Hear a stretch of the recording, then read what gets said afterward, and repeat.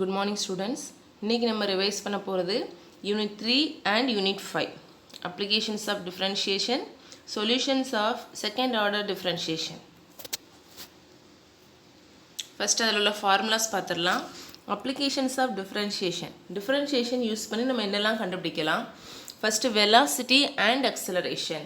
Third Unitல இந்த மூணு topic பார்ப்பேன். Velocity and Acceleration, Tangent and Normal, maxima and minima. மூணு டாப்பிக்லேயுமே உனக்கு தேவையானது dy by dx, d square y by dx square. சரியா? வெலாசிட்டி வேணும்னா s கொடுத்துருவாங்க, அதை ஒன் டைம் டிஃப்ரென்ஷியேட் பண்ணு. ds by dtனா வெலாசிட்டி. ஆக்சலரேஷன் வேணும்னா அந்த வெலாசிட்டியை மறுபடியும் டிஃப்ரென்ஷியேட் பண்ணு. dv by dt. சரியா? ds by dtனா v கிடைக்கும், அந்த வியை மறுபடியும் டிஃப்ரென்ஷியேட் பண்ணணும். dv by dt டைமை பொறுத்து உனக்கு கொடுத்துருக்கிறது distance time relation s equal to T square, அந்த மாதிரி ஏதாவது ஒன்று கொடுப்பாங்க.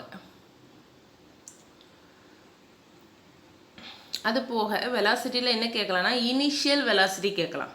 இனிஷியல் வெலாசிட்டினா வெலாசிட்டி கண்டுபிடிச்சி அதில் டைமுக்கு பதிலாக 0 சப்ஸ்டியூட் பண்ணணும்.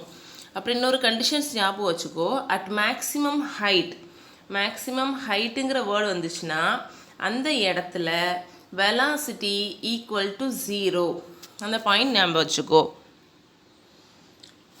Velocity at 3 seconds, velocity at 10 செகண்ட்ஸ்னால் ஒரு தடவை டிஃப்ரென்ஷியேட் பண்ணிவிட்டு டி எங்கெல்லாம் வருதோ அங்கே 3 செகண்ட்ஸ்னு போட்டுருவோம். அடுத்து வெலாசிட்டி வேனிஷஸ் அப்படின்னா வெலாசிட்டி கண்டுபிடிச்சி, அதாவது ஒன் டைம் டிஃப்ரென்ஷியேட் பண்ணி ஆன்சர் ஈக்குவல் டு 0ன்னு போட்டு டைம் கண்டுபிடிக்கணும். when velocity become 0 அப்படின்னா எந்த டயத்தில் 0 ஆகுது. அப்போ வெலாசிட்டி 0 போட்டோம்னா ஆட்டோமேட்டிக்காக t equal to 3, t equal to 4ன்னு 4 second 3 செகண்ட்ஸ்னு டைமில் ஆன்சர் கிடச்சிரும்.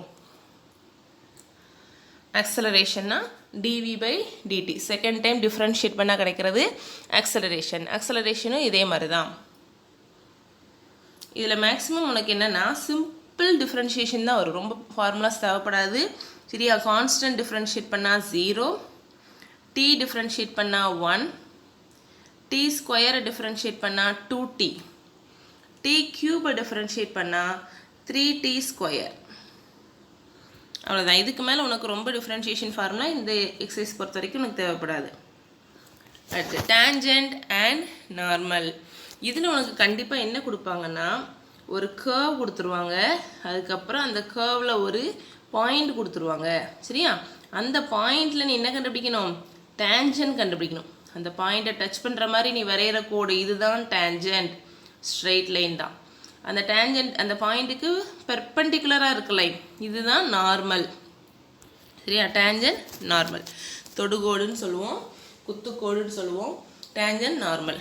இது கண்டுபிடிக்கிறதுக்கு ஒரு கர்வும், அதாவது y equal to F of எக்ஸும் அந்த பாயிண்ட் x1 y1ங்கிற பாயிண்ட்டு தான் கொடுப்பாங்க. இப்போ டேஞ்சன்ட் கண்டுபிடிக்கணும், நார்மல் கண்டுபிடிக்கணுமா, ரெண்டுமே எக்ஸ் ஆக்சிஸோட எவ்வளவு ஸ்லோப்பாக இருக்குது, எவ்வளோ சாய்வுங்கிறத கண்டுபிடிக்கணும். Slope of tangent, slope of normal. முதல்ல எம் கண்டுபிடிச்சிக்கோங்க. எம் கண்டுபிடிக்க ஃபார்முலா முதல்ல ஒய் கொடுத்துருவாங்கன்னு சொல்லியிருக்கேன், ஒய்யும் ஒரு பாயிண்ட் x1 y1ம் கொடுத்துருவாங்கன்னு சொல்லியிருக்கேன். ஒய்யை டிஃப்ரென்ஷியேட் பண்ணால் dy by dx கிடைக்கும், அதில் இந்த பாயிண்ட்டை சப்ஸ்டியூட் பண்ணணும். சரியா? ஒன் டைம் டிஃப்ரென்ஷியேட் பண்ணி அந்த பாயிண்ட்டை சப்ஸ்டியூட் பண்ணால் கிடைக்கிறது எம். ஸ்லோப் ஆஃப் நார்மல் கேட்டாங்கன்னா, சரியா, எம்ங்கிறது டேஞ்சண்டோட ஸ்லோப். நார்மல் வேணும்னா எம் இதே மாதிரி கண்டுபிடிக்கணும். ஒன் டைம் டிஃப்ரென்ஷியேட் பண்ணி அந்த பாயிண்ட்டை சப்ஸ்டியூட் பண்ணணும். அதை அப்படியே என்ன செய்யணும்? ரெசிப்ரோக்கலாக மாற்றி தலைகீழாக மாற்றி சைனை மாற்றிடணும். -1/m, -1/m. ஸ்லோப் இது 3 மார்க்லையும் கேட்பாங்க, 1 வேர்ட்லையும் கேட்பாங்க. சரியா? ஸ்லோப் ஆஃப் டேஞ்சன்னா டிஃப்ரென்ஷியேட் பண்ணி பாயிண்ட்டை சப்ஸ்டியூட் பண்ணி அப்படியே வச்சுக்கிடணும். நார்மல்னா அதை தலைகீழாக மாற்றி சைனாக மாற்றிக்கிடணும். அடுத்து ஈக்குவேஷன் ஆஃப் டேஞ்சன்ட். டேஞ்சன்ட் ஈக்குவேஷன்னா y minus y1 equal to m into x minus x1. சரியா? y minus y1 equal to m into x minus m வந்து என்ன கண்டுபிடிச்சிருப்போம்? dy by dx at x1 y1. அப்புறம் இந்த x1 yங்கிற பாயிண்ட்டை substitute பண்ணணும். Equation of நார்மல்னா நம்ம கண்டுபிடிச்ச ஸ்லோப் -1/m இந்த m இருக்கிற இடத்துல ரீப்ளேஸ் பண்ணு. y minus y1 equal to -1/m into x minus x1. அடுத்து மேக்ஸிமா அண்ட் மினிமா, இதுக்கும் நமக்கு 2 தடவை டிஃப்ரென்ஷியேட் பண்ணணும். சரியா? Conditions same. சரியா? கண்டிஷன் ஃபார் மேக்ஸிமம்னாலும் கண்டிஷன் ஃபார் மினிமம்னாலும் நீ இந்த 2 லைன் எழுதுனா போதும். First one, dy by dx equal to 0 for maximum or minimum at x equal to a னு சேர்த்துக்கோ. at x equal to a. சரி, அவனுக்கு என்ன கொடுப்பாங்கன்னா இதுலேயும் ஒரு கர்வ் கண்டிப்பாக கொடுத்துருவாங்க. ஒரு கர்வ் மட்டும் கொடுத்துட்டு இந்த கர்வ் வந்து எப்போ மேக்ஸிமம் ஆகுது, மேக்ஸிமம் வேல்யூ என்ன அப்படின்னு கேட்பாங்க. அப்போ நம்மளாம் என்ன செய்யணும், ஒரு தடவை டிஃப்ரென்ஷியேட் பண்ணி ஈக்குவல் டு 0ன்னு போட்டு சிம்பிளிஃபை பண்ணால் எக்ஸுக்கு ஒரு வேல்யூ கிடைக்கும். சரியா? அப்போ 2வது தடவையும் டிஃப்ரென்ஷியேட் பண்ணி வச்சுக்கிடணும்.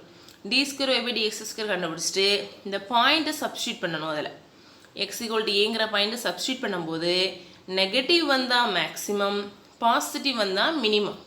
சரி, இப்போ கண்டிஷன் ஃபார் மேக்ஸிமம்னு கேட்டாங்கன்னா dy by dx equal to 0 at x equal to a and d square y by dx square is negative at x equal to a அப்படின்னு போட்டுற வேண்டியதான். இதே கண்டிஷன் ஃபார் மினிமம்னா அதே தான், dy by dx equal to 0 at x equal to a and d square y by dx square is positive at x equal to a அப்படின்னு போட்டுறணும். 3 மார்க்கில் கூட கேட்பாங்க, இந்த 2 லைன் எழுதுனா போதும். சரியா? அப்போ மேக்ஸிமம் மினிமாக்கு எடுத்த உடனே என்ன பண்ணிடு, dy கண்டுபிடிச்சிரு, டி ஸ்கொயர் ஒய்யும் கண்டுபிடிச்சிரு. இதை 0 போடு, எக்ஸ் வேல்யூ கிடைக்கும். அதை இதில் சப்ஸ்டியூட் பண்ணு, நெகட்டிவ் வந்தால் மேக்ஸிமம், பாசிட்டிவ் வந்தால் மினிமம். இப்போ வேல்யூ கேட்டிருக்காங்கன்னு வச்சுக்கோ, மேக்ஸிமம் வருது, மேக்ஸிமம் வேல்யூ என்னென்னா கொடுத்துருக்க ஒயில் அந்த பாயிண்ட்டை சப்ஸ்டியூட் பண்ணு, அவ்வளோதான். பாயிண்ட்டாக எழுதணும்னா எக்ஸ் கமா ஒய்னு ஆன்சரை பாயிண்ட்டாக எழுதிக்கிட வேண்டியதான். அடுத்த unit 5, second order differential equation.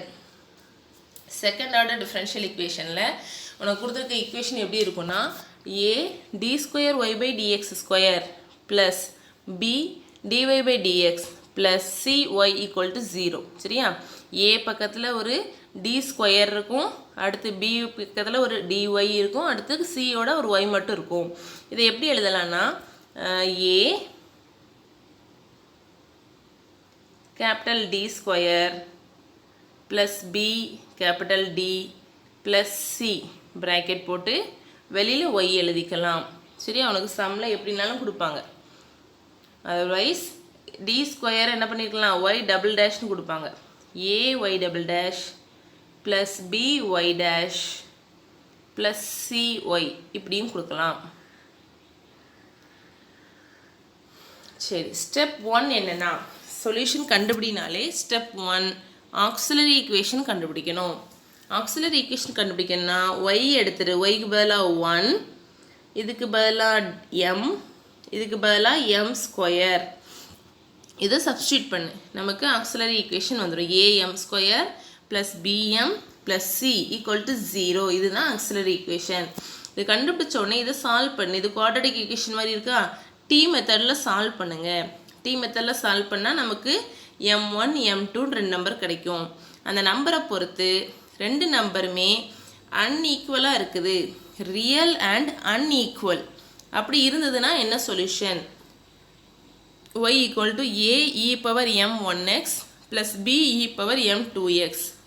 ஒருவேளை அந்த m1 m2 ரெண்டும் ஈக்குவலாக இருந்தால் m1 equal to m2 equal to m சேமாக இருந்தால் m1 m2 வைக்க வேண்டாம், வெறுமனே mன்னு வச்சுக்கலாம்.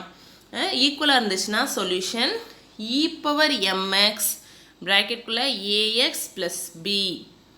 சரியா? தனித்தனியாக m1x m2x வேண்டாம், mனே வச்சுக்கலாம். e power mx ax plus bன்னு எழுதிக்கலாம். அடுத்து ஒருவேளை நமக்கு ரூட் இந்த மாதிரி டி மெத்தடில் பிரிக்க முடியலை அப்படின்னா நமக்கு என்ன செய்யலாம், சில சம்மில் எப்படி இருக்கும், T square plus 36 equal to 0 அப்படின்னு இருக்கும். அப்போ ப்ளஸ் 36 அங்கே கொண்டு போகும்போது என்ன ஆயிரும், நமக்கு மைனஸ் 36 ஆயிரும். அப்புறம் டி ஸ்கொயர்லேருந்து டி வேணும்னு என்ன செய்வோம், ரூட் எடுத்துருவோம். ரூட் எடுக்கும்போது 36க்கு ரூட் எடுத்தால் 6, மைனஸ் இருக்கிறதுனால என்ன போடுவோம், ப்ளஸ் ஆர் மைனஸ் 6i போடுவோம். இப்படி ஐ வந்தாலே அது என்னன்னு சொல்லுவோம்னா ரூட்ஸ் ஆர் இமேஜினரின்னு சொல்லுவோம். அப்போ இந்த 0வை ஆல்ஃபான்னு எடுத்துக்கிடணும், இந்த 6 பீட்டான்னு எடுத்துக்கிடணும். ஆல்ஃபா பீட்டா ரெண்டு கண்டுபிடிச்சிட்டோம்னா இதில் சப்ஸ்டியூட் பண்ணிடலாம். இதுதான் நம்மளுடைய general solution. e power alpha x into ப்ராக்கெட்குள்ளே a cos beta x plus b sin beta x. ஆல்ஃபாங்கிறது ரியல் பார்ட், பீட்டாங்கிறது இமேஜினரி பார்ட். இது எல்லாமே என்னதுன்னா ஈக்குவல் டு 0 இருந்ததுன்னா நம்மளோட இதில் ஈக்குவல்ட்டுக்கு அப்புறம் 0 இருந்ததுன்னா ஜஸ்ட் ஆக்சிலரி ஈக்குவேஷன் கண்டுபிடி, அதை சால்வ் பண்ணு, கிடைக்கிற வேல்யூஸை பொறுத்து என்ன சொல்யூஷன் ஜென்ரல் சொல்யூஷனோ அதை எழுது. அடுத்தது என்ன பார்க்க போகிறோம்னா ஈக்குவல்ட்டுக்கு அப்புறம் நமக்கு என்ன இருக்காது, 0 இருக்காது. அதுக்கு பதிலாக வேறு ஏதாவது ஒரு ஃபங்க்ஷன் இருக்கும். நமக்கு எந்த ஃபங்க்ஷன் கொடுத்துருக்காங்கன்னா e பவர் mxங்கிற ஃபங்க்ஷன். நமக்கு என்ன ஃபங்க்ஷன் கொடுத்துருக்காங்கன்னா e பவர் mxங்கிற ஃபங்க்ஷன் கொடுத்துருக்காங்க. சரியா? அப்போனா நமக்கு சொல்யூஷன் ரெண்டாக பிரியும். Complimentary function plus particular integral. சரியா? cf plus pa. cfங்கிறது வேறு எதுவுமே கிடையாது. நம்ம இப்போ பார்த்த இந்த 3 சொல்யூஷன் தான். cfங்கிறது இந்த சொல்யூஷன் தான். சரியா? ஆக்சிலரி ஈக்குவேஷன் கண்டுபிடிக்கணும், அதை சால்வ் பண்ணணும், ரூட்ஸை பொறுத்து சொல்யூஷனில் எதுன்னு கண்டுபிடிச்சி எழுதணும். ரியல் அண்ட் அன்ஈக்குவல்னா இந்த சொல்யூஷன், ஈக்குவல்னா இந்த சொல்யூஷன், இமேஜினரினா இந்த சொல்யூஷன் எழுதிட்டு, ஆனால் இதில் ஒய்ன்னு எழுதுவோம். அதை ஒய்ன்னு எழுதாமல் என்னென்னு வச்சுக்கிடணும், சிஎஃப்னு வச்சுக்கிடணும். சரியா? அடுத்து பிஐ கண்டுபிடிக்கணும். ஈக்குவல்ட்டுக்கு அப்புறம் எத்தனை டேர்ம் இருக்கோ அத்தனை பிஐ கண்டுபிடிக்கணும். E power 2x plus e power 3x plus 5 இப்படி இருக்குன்னு வச்சுக்கோ. அப்போனா PI1, PI2, PI3ன்னு 3 பர்டிகுலர் இன்டெக்ரல்ஸ் கண்டுபிடிக்கணும். அப்போ பர்டிகுலர் இன்டெக்ரல் எப்படி கண்டுபிடிக்கணும்னா 1/f of d into e power mx. qxங்கிறது e power mx தானே. 1/ இங்கே ப்ராக்கெட்டில் என்ன இருக்கோ அது அப்படியே ஈக்குவல்ட்டுக்கு அந்த சைட் கொண்டு போயிடணும். இப்போ e power 2x இருக்குதுன்னா divided by ad² plus bd plus சின்னு கொண்டு போயிடணும். இப்போ 2xன்னு இருக்குது. எக்ஸுக்கு முன்னாடி என்ன நம்பர் இருக்கோ அதை எங்கெல்லாம் டி வருதோ அங்கெல்லாம் சப்ஸ்டியூட் பண்ணிடு, ஆன்சர் வந்துடும். சேம் மெத்தட் தான். இப்போ ஒரு வேளை இ பவர் ஒன்றுமே இல்லை, உனக்கு என்ன இருக்குது, வெறுமனே 5ன்னு இருக்குது. அப்படின்னா நம்ம என்ன எடுத்துக்கணும், இ பவர் 0xன்னு எடுத்துக்கிடணும். அப்போ இ பவர் 5 இருக்குன்னா 5 e power 0x divided by இங்கே என்ன இருக்கோ அதை அப்படியே அங்கே கொண்டு போயிடணும். டிவைடட் பை கொண்டு போயிட்டு எங்கெல்லாம் டி வருதோ அங்கெல்லாம் 0ன்னு சப்ஸ்டியூட் பண்ணால் போதும், அந்த பர்டிகுலர் இன்டெக்ரல் கிடச்சிரும். எத்தனை பர்டிகுலர் இன்டெக்ரல் வேணுமோ அத்தனையும் கண்டுபிடிச்சிட்டு ஈக்குவல்ட்டுக்கு அப்புறம் எத்தனை டேர்ம் இருக்கோ அத்தனை டேர்ம்ஸ் நீ கண்டுபிடிக்கணும். இதில் என்ன கண்டிஷன்ஸ் உனக்கு வரும்னா, ஒரு வேளை டினாமினேட்டர் 0 வரலாம். சரியா? இதில் சிம்பிளாக இருக்குது, ஃபார்முலாஸ் எல்லாம் பார்த்து வச்சுக்கோங்க. ஒரு வேளை டினாமினேட்டர் 0 வரலாம். பர்டிகுலர் இன்டெக்ரல் கண்டுபிடிக்கும் போது 1/, அந்த d² அதை சப்ஸ்டியூட் பண்ணுறியா, d² plus bd plus c இருக்கும். e power mx. ஒரு வேளை அந்த m சப்ஸ்டியூட் பண்ணும்போது டினாமினேட்டர் 0 வருது. அப்போ 0 வருது அப்படின்னா அந்த டேர்ம் 0 ஆயிடுது. கீழே 0 ஆயிடுச்சுன்னா நம்ம என்ன செய்யணும்னா அந்த கீழே உள்ளதை நம்ம ரெண்டாக பிரிச்சுக்கிடணும். ஃபேக்டர் டி மெத்தடில் பிரிப்போம்ல, டி மெத்தடில் பிரித்து அதை எழுதிக்கிடணும். இப்போ மறுபடியும் அந்த எம்மை சப்ஸ்டியூட் பண்ணிப்பார். எம்மை சப்ஸ்டியூட் பண்ணும்போது 1 0 ஆகுதா இல்லை ரெண்டுமே 0 ஆகுதான்னு பாரு. ஒருவேளை 1 0 ஆனிச்சுன்னா இதை எடுத்துட்டு இதுக்கு பதிலாக மேலே எக்ஸ்ன்னு போட்டுக்கோ. போட்டுட்டு இந்த எம்மை மறுபடியும் சப்ஸ்டியூட் பண்ணணும். சரியா?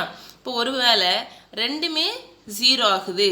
சரியா? ரெண்டுமே 0 ஆகுதுன்னா ரெண்டையும் எடுத்துட்டு x²/2 சப்ஸ்டியூட் பண்ணால் போதும். சரியா? இதுதான் இதில் உள்ள மெத்தட்.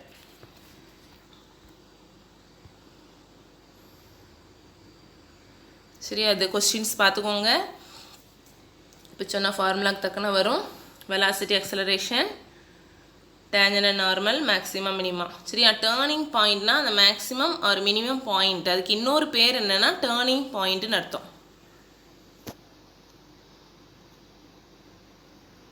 10 கொஸ்டின் இருக்குது பார்ட் ஏல. எல்லாமே செஞ்சு பாருங்கள்.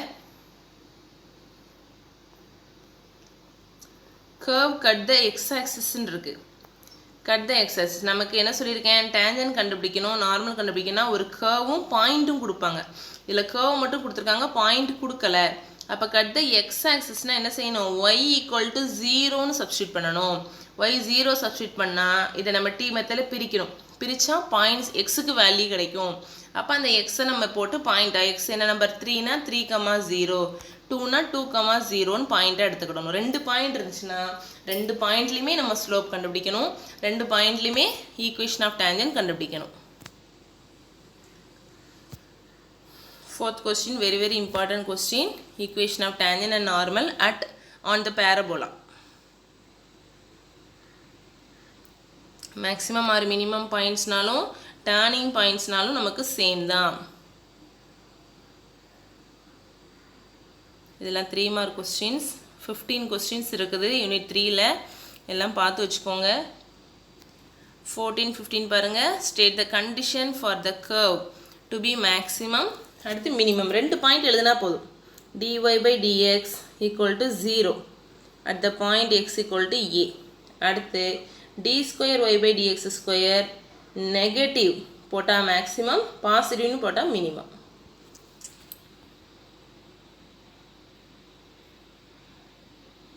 அடுத்து யூனிட் 5. இதுலேருந்து இது வரைக்கும் வேரியபிள் செப்பரபிள் மெத்தட். சரியா? இது எப்படின்னா dx ஒரு இடத்துல இருக்கணும், dy அடுத்த இடத்துக்கு கொண்டு போயிடணும். என்ன கண்டிஷன்னா dx dy ரெண்டுமே டினாமினேட்டருக்கு வரக்கூடாது, ரெண்டுமே நியூமரேட்டரில் தான் இருக்கணும். அது போக மிச்சம் x இருக்கிற டேர்ம்லாம் அந்த dx கிட்ட கொண்டு வந்துடணும், y இருக்கிற டேர்ம்லாம் dy கிட்ட கொண்டு வந்துடணும். கொண்டு வந்ததுக்கப்புறம் இன்டகிரேட் பண்ணணும். இன்டகிரேட் பண்ணால் அந்த dxும் dyயும் போயிடும், ஆன்சர் கிடைக்கும். அதுதான் சொல்யூஷன். இப்போ e power x plus y எப்படி பிரிக்கணும்னா e power x into e power y plus x square e power y ன்னு இருக்கு. அப்போ e power y காமனாக எடுத்துரு. e power y காமனாக எடுத்தா e power x plus x square. இப்போ பாரு y இருக்கிற டேர்ம் தனியாக வந்துருச்சு, x இருக்கிற டேர்ம் தனியாக வந்துருச்சு. அதுக்கப்புறம் நம்ம அந்த சைடு மல்டிப்ளிகேஷனில் இருந்தால் டிவிஷனுக்கு கொண்டு போயிடலாம். 15 questions இருக்குது. எல்லாமே செஞ்சு பாருங்கள், ட்ரை பண்ணி பாருங்கள். இதில் பாரு 7th sum solve y2 plus yன்னு இருக்குது. அதை எப்படி எழுதிக்கலாம்? d square plus 1 வெளியில் yன்னு எழுதிக்கலாம். சரியா? அதை பிரிக்கிறது எப்படி எழுதணும்னா y2னா d square y plus y equal to 0. y நம்ம காமனாக எடுத்துக்கோ. d square plus 1 into y equal to 0. Auxiliary equation எழுதணும். d ஸ்கொயருக்கு பதிலாக என்ன போடுவோம்? m square. அப்போ m ஸ்கொயர் ப்ளஸ் 1 ஒய்க்கு பதிலாக 1ன்னு போட்டுருவோம், ஈக்குவல் டு 0. இப்போ சிம்பிளிஃபை பண்ணு. ப்ளஸ் 1 அங்கே போனால் -1, -1க்கு ரூட் எடுக்கணும். m ஸ்கொயர்லேருந்து m வேணும்னா ரூட் எடுத்தோம்னா ப்ளஸ் ஆர் மைனஸ் i. அப்போ roots are imaginary. Alpha 0 beta 1ன்னு வந்துடும்.